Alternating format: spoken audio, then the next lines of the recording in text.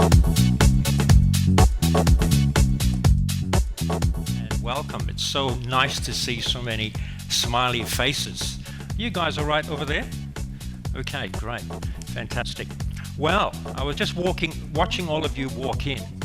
And thank you, Cheryl. That was a real mouthful. It was a great intro. One of the things that I want to ask you to start the things off today with, and it is, how do you feel and what goes through your mind when you actually meet someone for the first time? It's an interesting question, isn't it? Because it happens at the click of a finger. I can tell you what goes through your mind. As you're probably wondering, well, you know a bit about me now, but prior to that, looking at who I am, you make a judgment on how someone looks like, how someone maybe is dressed, and you've been receiving that sort of reaction yourself based on how you react, dress, speak. And what are some of the things that we actually look for when we see someone? All right? What do you think you look for when you see someone, when you meet someone? Anyone like to answer me that question? Common ground, openness, yeah. Anything else? Sorry? A smile, yeah. Anything else? Sorry? Eye contact and all that sort of stuff. That's all the physical stuff, right? But actually what's going through our mind is, gosh, I don't know about the hair. Gee, the shoes and that dress. Okay, God, I wish you could match that tie and that shirt. It's quite interesting sometimes what goes in the unconscious about that. God, I'm glad I didn't wear that dress. And it's quite interesting what goes through our mind, yet at the front we are saying the nice things. So it's quite interesting that what we can do is look at someone as a glass half full sometimes rather than the glass half empty. And there's nothing wrong with that because we're all being told not to judge a person by their cover, how they look like. But we all do it because we're humans. And today I'm going to talk about exactly that. We as humans, in our personal and business life, think, act, and behave in a certain way. And sometimes we can't help ourselves. All right? So, now, hi, Phillip Fernandez. Luna, how are you? Luna? Hi, Phillip. Alison, great. Hi, Phillip. Emma. Hi, Phillip. Leanne. Hi, Phillip. Hi, Leonie. Hi, Phillip. Sarah. Sarah. What just happened then with the people I put my hands out to? They got nervous. Yeah, they certainly did. You're not going to pick on me, are you? That's why I sat in the third row. I asked these guys to come up the front and they go, no! What actually happened? We had connection. Anything else? Eye contact, yes. Physical touch. Anything else? Yeah, that's true. It was something that we all knew what to do. All right? It's a non-verbal communication understood universally, whether you are in Vietnam, whether you're in Turkey, or whether you're in Germany or UK, you put your hands out, whether you can speak the lingo or not, and someone will return exactly the same behavior. Okay? Now, there's certain countries where they rub noses and they rub foreheads. And in other countries, sometimes at the end of a dinner, you're allowed to belch because that's actually good, good manners. You belch here and it's not quite good manners, isn't it? All right? You don't like my food? So it's all non-verbal communication that's pre-recorded from the day we were born, from the time you were babies. Mum and Dad said that means handshake, getting to know someone, respect. All right? Now I'm going to change the handshake. Okay? Just say the first time you saw Mum or Dad and they go, hello, how are you? Hi, how are you? How you going? Good. Fantastic. Try something different this time. How you going? How you going? All right, hey. I did that at a conference one time. Everybody's going, hey, hey, around the place. What have I started? And you know what? Someone said to me, I like this. You don't spread germs this way. All right. And imagine if that was a handshake. We'll all go around the world be doing that, right? So it's what is pre-recorded, we just do it. So one of the things, again, we're going to talk about is that. We're going to talk about genetic profiling and its effect on personal and business performance. And partly, genetics comes from certain genes that you have when you're born. You might be shyer, you might be a bit more of an extrovert without even trying. You might be tended to be more talkative, or whatever the case might be. It's something that, it's a gene. You know, your parents might be quiet, but you might land up very talkative. I mean, there's no influence there. But there are other parts of you that actually develop in society by the books you read, you know, the TV you watch, the friends at school, a whole lot of stuff in environment and cultures that actually create the rest of your personality. But you have certain genes, and that's what we call the most dominant part of you. So I hate to say that there was a fire here right now, and there's fire behind you. If there was a fire here right now, we would revert to the most dominant personality or genetics that we have to react to a situation, because that's inbuilt and that's what we know. So in fact, you don't realize it, but a lot of people, every human being, fits into roles in life, jobs in life, based on their genetics and their personalities, because they feel comfortable and they feel they can do well. All right, would you agree? You know, you weren't here by accident. You feel comfortable in this industry. You do well at this. All right?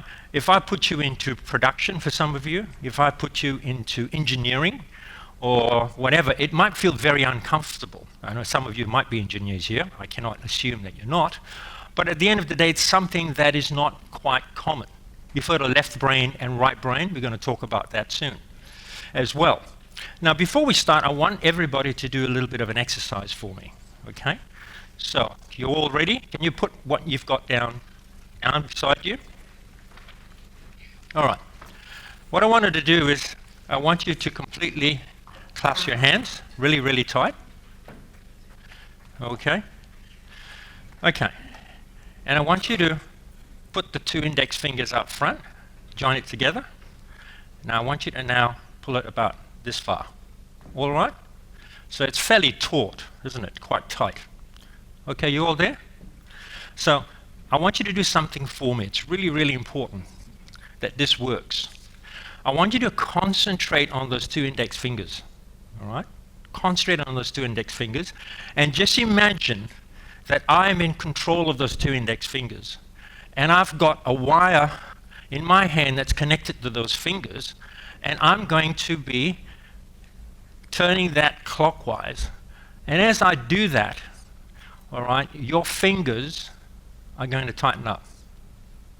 Okay, but I want you to concentrate on those fingers and stop them from actually closing up. Okay, are you ready?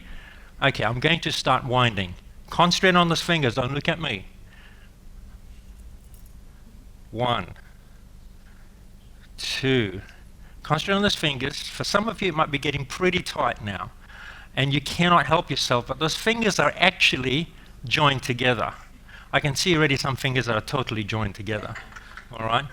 And the tighter I do it, the harder it is for you to separate those fingers. Really, really amazing. But you've really got to concentrate on actually fighting me with those fingers. Can you feel that tightening up? Okay. All right, thank you for that. How many people actually found it hard to actually put those fingers apart?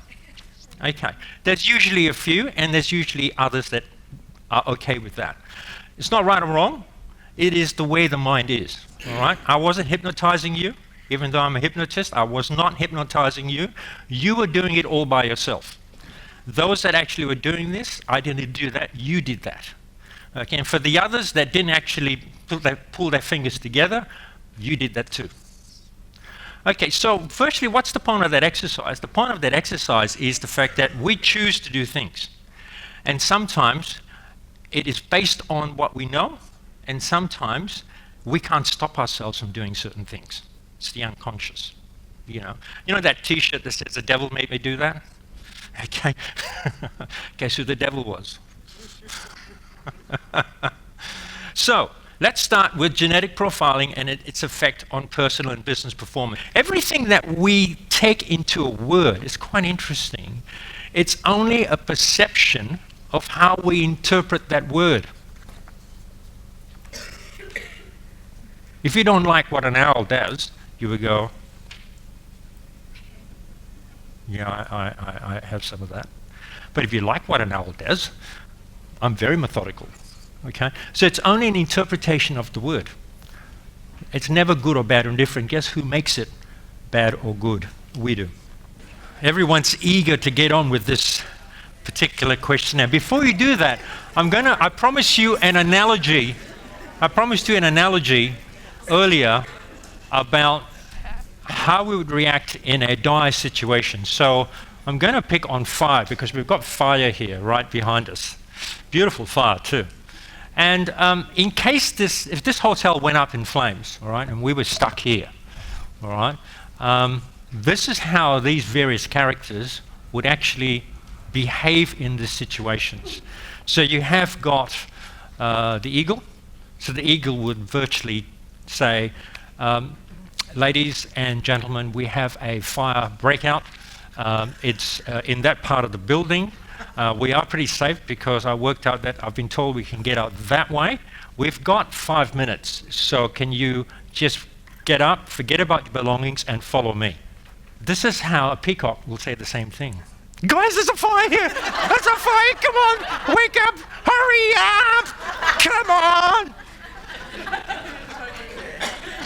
So you get the picture. The problem with that, it could be a bit of mayhem, all right? People get very excited about it, but they get the message, right? Let's get out of here.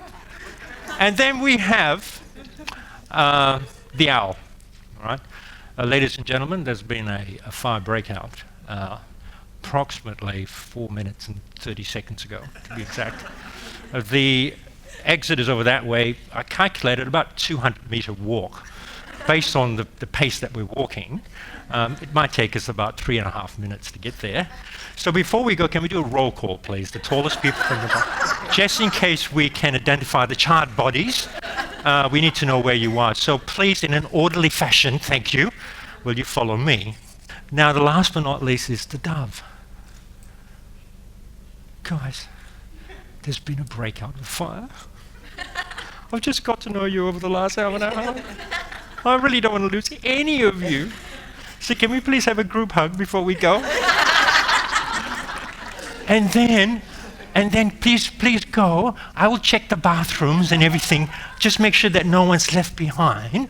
And you can all go. Please? I don't want to get my feathers burnt. All right, so those are the 4 areas. I said accept the good and also look at the parts that you don't like, but that also you can work on. All right, that's who you are. Now, to finish this off, what I want to say is, knowing who you are and the person next to you, your staff and your clients all come with these personalities and genetics. You need to know where they live to actually get the best out of them. All right? So if they are more dovey-like, they need a bit more nurturing because they're going to find it difficult to make decisions. But in the end, if they understand that, they will meet your KPIs. Same with maybe a peacock-type personality. They should be in more team leadership roles. Analyst person should be more in your staff database role. And eagle-type personalities are usually you, or if you're not, you have a manager that's usually having those candidates, those qualities. So it's making sure round peg, round hole, it fits well. I'll see you later on tonight, and enjoy the rest of the day. Thank you.